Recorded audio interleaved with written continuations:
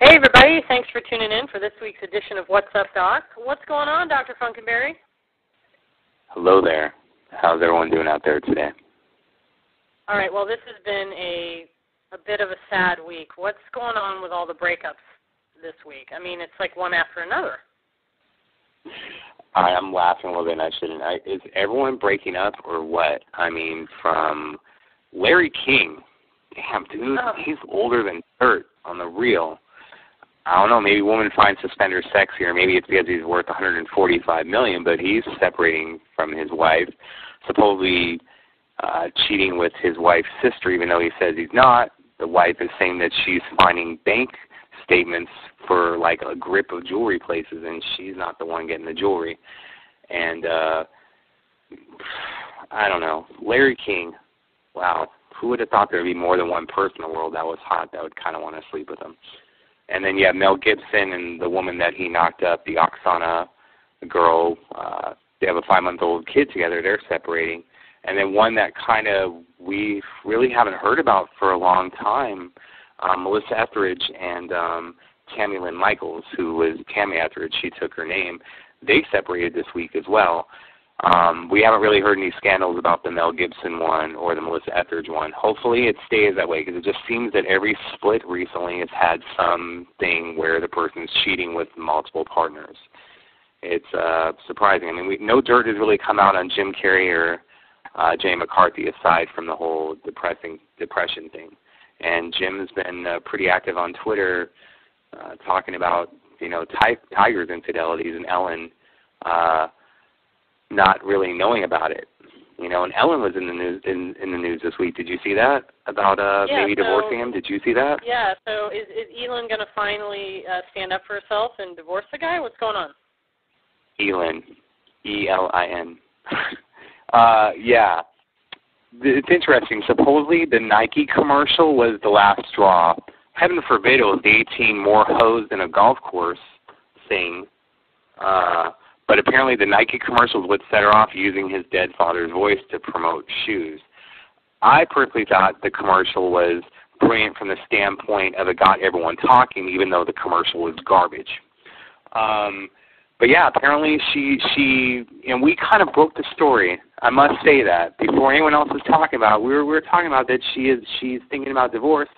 Then later that day, we hear from other sites that are bigger than us that she is meeting with divorce lawyers, and she's seriously considering it, and that they're going to be spending a little bit of time together. At the same time, right after Tiger Woods said he's going to be taking a break from golf, has now signed up to do the U.S. Open. Yeah, well, very interesting indeed. And we'll see what the timing is, and when Elin, if she does decide to announce the divorce, when that's going to come, and what tournament it's going to be timed with. So switching gears here to more positive news, we had some interesting tidbits about Conan O'Brien this week. What's going on with him? Yeah, tidbits. It kind of made news for a moment, then you kind of forgot about it. And I don't think it's because Larry King's story was so much bigger. Larry King. Anyway. Yeah, Conan signed with TBS. He didn't wait for Fox next month, where he probably would have gotten more money. He wanted to make sure that everything was cool with him and George Lopez about him signing. He didn't want the whole what happened between him and Leno thing to happen. So he wanted to sign off. He wanted George to sign off that it would be cool if he came to TBS and George would move back an hour. And George was cool with it. Conan signed the contract. I really don't know how much it's worth, but it doesn't seem that big. He's going to TBS, and it's kind of like, oh, wow. And then people like, the Conan supporters like, oh, wow, that's great. I love Conan, but I think maybe he should have stuck around for Fox. I do like George's attitude throughout the whole thing. He said something about now we're going to have the best hair in late night, and then made a crack to Chris Rock about it's a Mexican's dream to have to go to work an hour later. But Conan, I don't know. I just felt I made a suggestion a few months ago that if Fox makes a play for Conan, they should make a play to get George Lopez from TBS. However, my suggestion was to put George on first and then Conan after. I think George is hotter now. He gets a younger demographic. I know that's part of the reason that supposedly Conan signed with him. I just think that George is better being the lead-off guy than Conan. And I know that's what caused this whole problem in the first place, but I still think it's true. Conan's funny, but he's not 11 o'clock funny. That's just my point of view.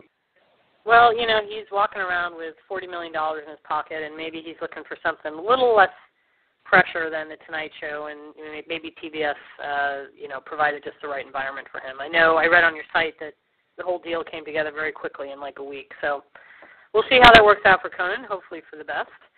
Eminem's got a new CD coming out. Tell us about that. Yeah, Eminem, who still is selling even though he doesn't have the audience he once had. He's still a force to be reckoned with. He released Relapse last year, and it was one of the top rap albums of the year. And he was supposed to follow it up with Relapse 2, which really a lot of artists don't make sequels to their own albums. I mean, and usually sequels most of the time aren't as good as the originals anyway. So he scrapped the idea for Relapse 2 and is now calling it Recovery. And he's going to be releasing it in... Yeah, he's going to be releasing it in June. He's working with a lot of hot producers. My problem with Eminem is he isn't, how do I put it? I have a lot of respect for the guy. He was very lyrical and suspenseful with a pencil back in the day, but he's still kind of writing about the same stuff. In all honesty, if it wasn't for the beef he had with Mariah Carey last year, there was no heat behind it at all.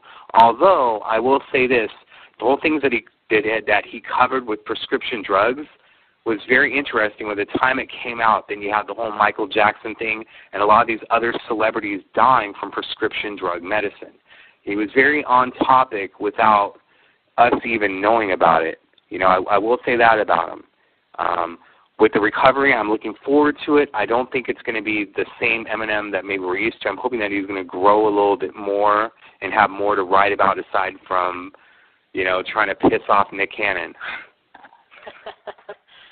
True that. All right, well, you had a couple of very beautiful interview subjects this last week, Agnes and Nikka Costa. Hopefully everyone has had a chance to watch those interviews on the site. If you haven't, definitely check them out. Tell us a little bit what that was like. I mean, I know you're a big Nikka fan. That had to be a thrill to interview her. And, Agnes is a beautiful lady, so you must have enjoyed that. Yeah, I enjoyed Nikka a lot. It's just that she's a great soul, and she's so funky.